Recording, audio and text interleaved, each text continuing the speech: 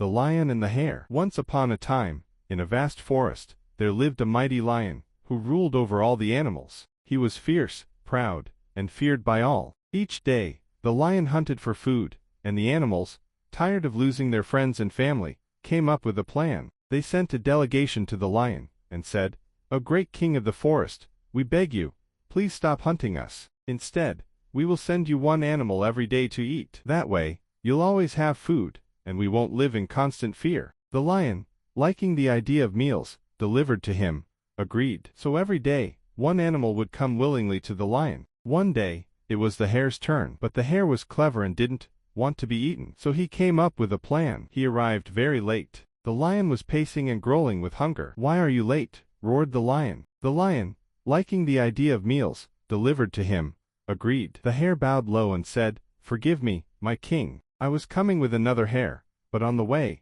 we were stopped by a great lion, who said he was the true king of the forest. He took the other hare and dared you to challenge him." The lion was furious. "Another lion in my forest? Show me where he is." So the hare led the lion to a deep well. "There, my king. He lives down there," said the hare. The lion looked into the well, and saw his own reflection. Without thinking, he roared and leapt in to fight only to drown. The hare hopped away, smiling. Moral of the story: brains are better than brawn. Even the smallest creature can outsmart the mightiest if they use their wits.